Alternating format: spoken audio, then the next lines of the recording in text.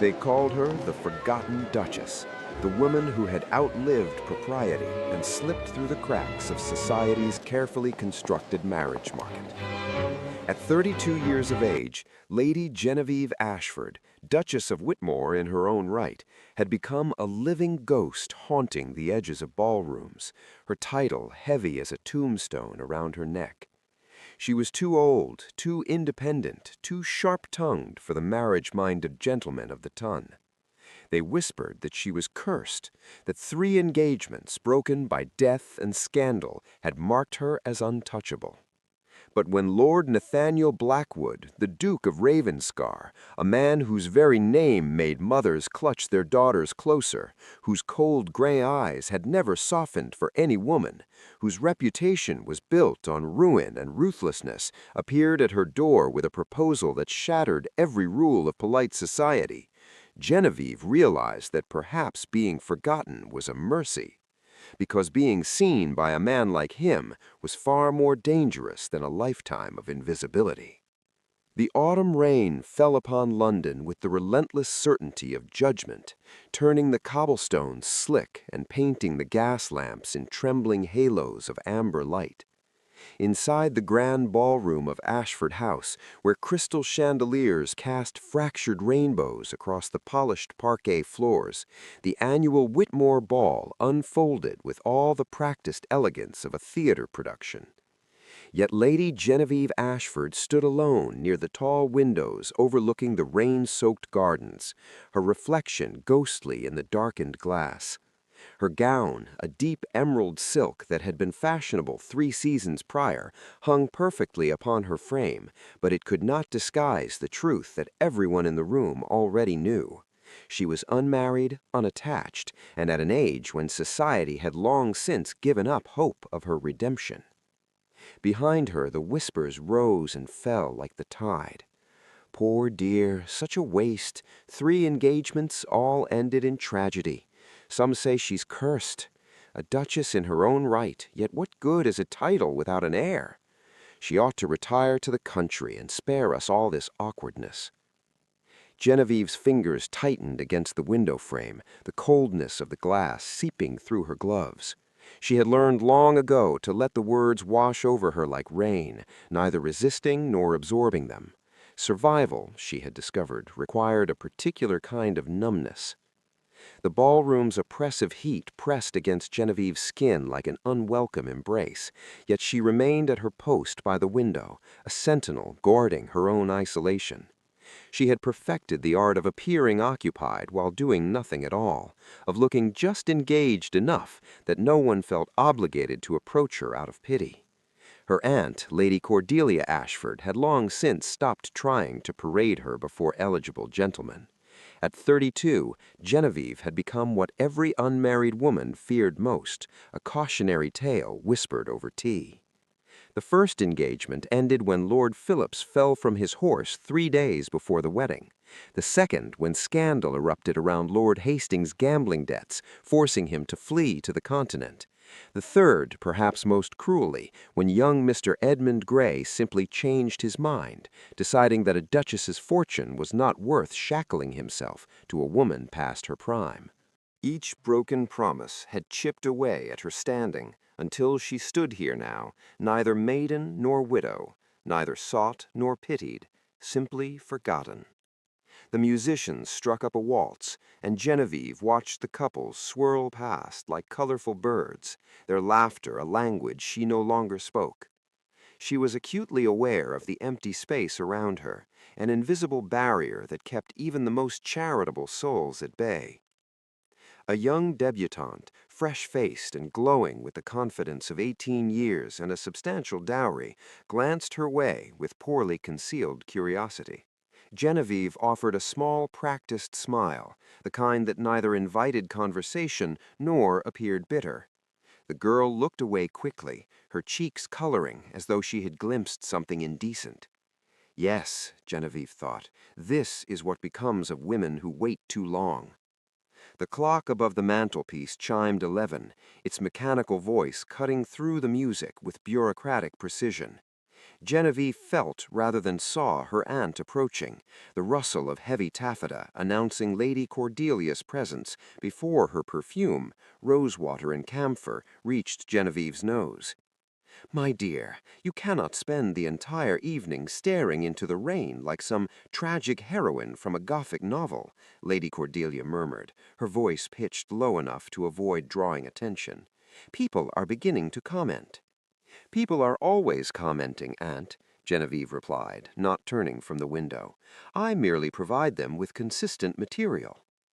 Lady Cordelia's sigh was a familiar sound, weighted with a decade of disappointment. "If you would only try, Genevieve, show a little enthusiasm, a little warmth, there are still gentlemen who might consider. A duchess who comes with the burden of being past her bloom," Genevieve finished quietly. "A woman whose very presence at the altar seems to invite catastrophe? I think not, Aunt. I have made my peace with it." But peace was perhaps too generous a word for the hollow ache that had taken up permanent residence in her chest. It was not marriage she mourned, precisely, but rather the loss of possibility itself, the death of the future she had once imagined with such naive certainty. She had thought once that love would find her, that passion and partnership would arrive as naturally as the changing seasons. Instead, she had learned that some women were simply meant to stand at windows while life unfolded for others. "He's here," someone whispered behind them, the words cutting through the ballroom's pleasant hum like a blade through silk. The shift in atmosphere was immediate and absolute. The music continued, but conversation faltered, replaced by a charged, electric silence. Genevieve felt her aunt stiffen beside her, felt the collective attention of the room pivot like a compass needle finding true north. She turned from the window, curiosity overcoming her studied indifference, and immediately understood why the ballroom had gone so suddenly, unnaturally quiet. Lord Nathaniel Blackwood, Duke of Ravenscar, stood at the entrance to the ballroom, a figure carved from shadows and severe angles. He was tall, broad-shouldered, and carried himself with the coiled tension of a predator surveying prey. His evening clothes were immaculate, black superfine wool cut to perfection, but it was his face that arrested attention. Sharp cheekbones, a jaw that looked capable of crushing stone, and eyes of such pale, cold gray they seemed almost colorless in the chandelier light. A thin scar ran from his left temple to his jaw, a white line that spoke of violence survived. Genevieve had never seen him in person, though she had certainly heard the stories. The Duke of Ravenscar rarely attended social functions, preferring his northern estates, where, rumor claimed, he ruled with an iron fist and a complete disregard for the pleasantries that governed London society. He had inherited his title at 16 after his father's mysterious death, and in the 18 years since he had built a reputation that made even the boldest society matrons think twice before issuing him invitations. They said he had ruined men for sport, that he collected secrets like other men collected art, that 3 women had tried to trap him into marriage, and all 3 had retreated, white-faced and trembling, never speaking of what had transpired. Genevieve watched as Lord Blackwood's gaze swept the ballroom with the efficiency of a man conducting an inventory. His expression revealed nothing, no pleasure at the gathering, no discomfort at the attention, nothing but a cool, assessing intelligence that made her skin prickle with an unfamiliar awareness. Several young ladies immediately averted their eyes, finding sudden fascination with their dance cards. Their mothers, however, watched him with the hungry calculation of generals planning a campaign. Lady Cordelia's fingers dug into Genevieve's arm with surprising strength. "Do not look at him directly, child," she hissed. "Men like that are not meant to be engaged." But Genevieve found she could not look away. There was something almost mesmerizing about his stillness, the way he seemed entirely unmoved by the social theater unfolding around him. He was a wolf among sheep, and he knew it. What she could not fathom was why such a man would deign to attend a ball at all, particularly one as unremarkable as the Whitmore gathering. Her question was answered when his gaze, that pale, unsettling gray, locked directly onto hers across the crowded room. Genevieve's breath caught in her throat. The distance between them was considerable, at least 40 feet of polished floor and milling guests, yet she felt the impact of his attention like a physical touch. His eyes narrowed fractionally, a barely perceptible movement that suggested recognition, though they had never been introduced, had never even occupied the same room until this moment. He moved then, cutting through the crowd with a purposeful stride that sent couples scattering like startled birds. Every step brought him closer, and Genevieve felt panic bloom in her chest, irrational and overwhelming. "He's coming this way," Lady Cordelia breathed, her voice strangled with something between terror and excitement. Genevieve wanted to flee, to slip through the French doors behind her and disappear into the rain-soaked gardens, where surely even the Duke of Ravenscar would not follow. But pride, that stubborn kernel of dignity she had cultivated through years of whispered pity, kept her rooted in place. She lifted her chin and met his approach with what she hoped was cool composure, though her heart hammered against her ribs like a trapped bird. He stopped before her with the precision of a man accustomed to command, close enough that she could see the fine weave of his waistcoat, could smell the faint scent of bergamot and something darker, like smoke and leather. Up close, he was even more formidable, his presence filling the space around him with an intensity that made the air feel thinner. The scar on his face was more pronounced now, a testament to violence that society's drawing rooms rarely acknowledged, but could not ignore. "Lady Genevieve Ashford, Duchess of Whitmore." His voice was low, rough as gravel, carrying an edge that suggested he did not often waste words on pleasantries. It was not a question, but a statement, delivered with absolute certainty. "Lord Blackwood," she replied, pleased that her voice emerged steady despite the trembling in her hands. "I confess myself surprised by your attendance this evening. The Whitmore Ball is not typically the sort of gathering that attracts your particular interest." A ghost of something, amusement perhaps, or acknowledgment, flickered across his severe features. "No," he agreed, "it is not." He paused, his gaze moving deliberately from her face to the empty space surrounding her, to the other guests who watched with barely concealed fascination, then back to her eyes. "I came because I have a matter of some urgency to discuss with you, Your Grace, privately." If you're captivated by Genevieve and Lord Blackwood's dangerous encounter, wait until you hear what he proposes in the shadows. Subscribe now so you don't miss a single moment of their forbidden connection. And let me know in the comments whether you think she should trust the most feared man in England.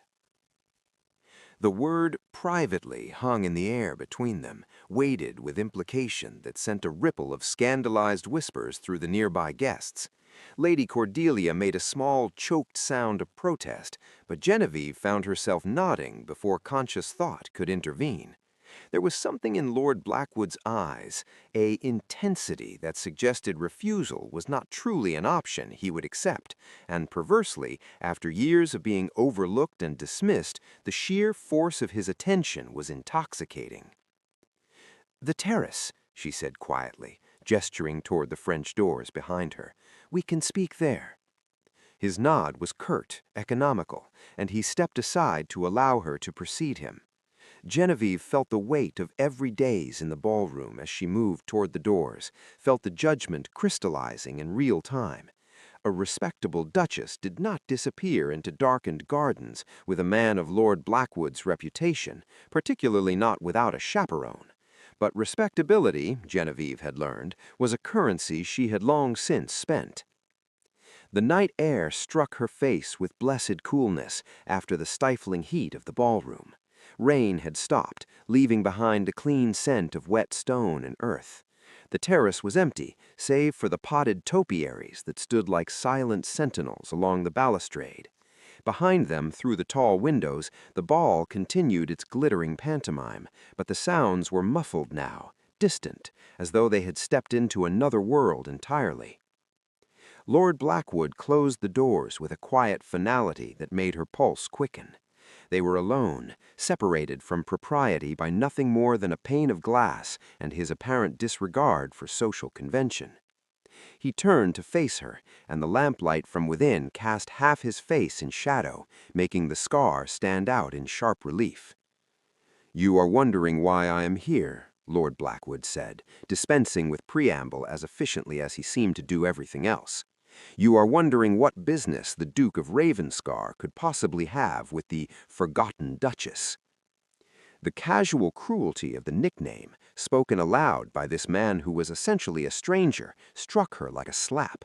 Genevieve felt heat rise in her cheeks, a mixture of shame and anger that she fought to suppress. "I see my reputation precedes me," she managed, her voice tight. "As does mine." He moved closer, and she forced herself not to retreat, not to show the instinctive fear that his proximity provoked.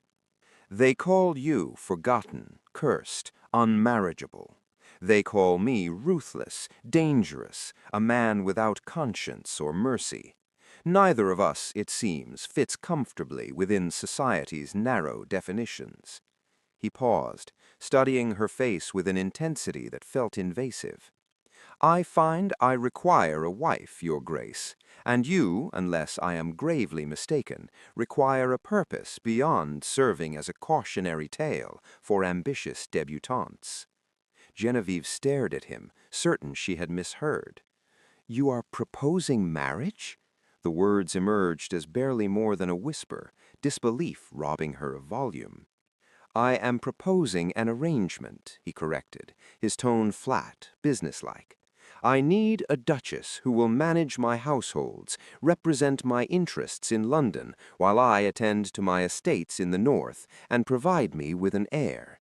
In exchange, I offer you protection from society's cruelty, financial security beyond anything your current holdings provide, and freedom from the pitying glances that follow you like shadows."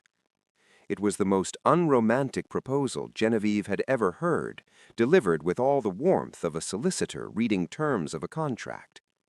"You do not know me," Genevieve said, finding her voice at last, finding, too, the anger that had been building beneath her shock. "You have never spoken to me before this moment. What makes you believe I would consider such an arrangement with a man whose reputation suggests he devours women whole?" Something flickered in Lord Blackwood's eyes, too quick to identify before his expression shuttered once more. "I know enough," he replied. "I know you are intelligent, well-educated, and possessed of a spine that has allowed you to endure years of social exile without breaking. I know you have managed the Whitmore estates since your father's death with considerable skill, increasing their profitability by 30%, according to my solicitor's research. I know you are not some simpering girl who will faint at harsh words or expect poetry and flowers." The fact that he had investigated her, had looked into her private affairs with such thoroughness, should have outraged her. Instead, Genevieve felt something else entirely, a dangerous flutter of interest. He had seen her, truly seen her, in ways that no one had bothered to in years, not as a failure or a curiosity, but as a woman of capability and strength. "And why," she asked, stepping closer despite every instinct screaming at her to maintain distance, "do you not seek a younger bride, a woman who could give you more years, more heirs, who comes without the taint of broken engagements?" Lord Blackwood's jaw tightened, the only sign that her question had landed. "Because younger women come with expectations I cannot meet. They want love, romance, the fairy tale their mothers have poisoned their minds with since birth. You, Your Grace, have been sufficiently disappointed by life to understand that marriage is a transaction, nothing more." His words should have stung, should have confirmed everything cold and mercenary about this proposed arrangement. Yet Genevieve found herself considering it with a clarity that surprised her. What did she have, truly, beyond her title and her increasingly lonely existence? What future awaited her, except more balls spent at windows, more years watching life unfold for others, while she remained frozen in amber, preserved as society's favorite failure? You offer security and purpose, she said slowly, testing the words. But what prevents you from treating me as your other holdings, something to be managed and controlled? What prevents you from becoming another man who sees me as merely a means to an end? For the first time since their conversation began, Lord Blackwood's expression shifted into something almost human. He reached out, slowly enough that she could have stepped away, and took her hand in his. His grip was warm, firm, and entirely improper without the barrier of gloves between them. Genevieve realized with a start that she had removed her gloves at some point, though she could not remember doing so. "I am many things, Your Grace," he said, his voice dropping to a register that seemed to resonate in her very bones. "I am ruthless in business, unforgiving of betrayal, and entirely unsuited to the drawing-room pleasantries that govern your world. But I am not a man who breaks his word. If you accept this arrangement, I will protect what is mine with every resource at my disposal. You will never again stand alone at a window while others whisper. You will never again be forgotten." His thumb brushed across her knuckles, a gesture so unexpected and gentle that her breath caught. "I am offering you armor, Genevieve. The question is whether you are brave enough to wear it." The use of her given name, intimate and presumptuous, should have offended her. Instead, it sent a shiver down her spine that had nothing to do with the cool night air. Genevieve looked at their joined hands, at the contrast between his scarred, strong fingers and her own pale, delicate ones. She thought of the empty years stretching before her, of growing old in her father's house while the world moved on without her. She thought of the whispers, the pity, the slow erosion of self that came from being perpetually overlooked. And she thought of the man standing before her, dangerous and direct, who had looked at her ledgers before her face, who offered partnership instead of poetry. There was an honesty in his coldness that appealed to something deep within her, something tired of pretense. "I have conditions," she heard herself say, surprised by the steadiness in her voice. "I will manage your households as you require, but I will not be dictated to in matters of estate management or charitable work. I will provide you with heirs if fate allows, but I will not be treated as merely a vessel for your legacy. And you will never, ever lie to me about your intentions or your affairs." Lord Blackwood's lips curved into something that was not quite a smile, but suggested satisfaction. "Agreed," he said simply. "We shall be married within the month. I will have my solicitor draw up the agreements tomorrow." "Within the month?" Genevieve's heart hammered. "That is remarkably quick, even for an arrangement such as this."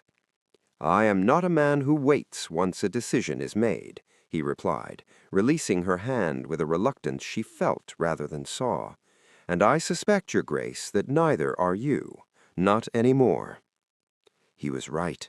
She had waited long enough, had been patient and proper, and utterly forgotten for her restraint. The wedding took place on a gray morning in October, in the private chapel at Ravenscar Abbey. There were no guests save Lady Cordelia, who wept throughout the ceremony, and Lord Blackwood's ancient solicitor, who served as witness with bureaucratic efficiency.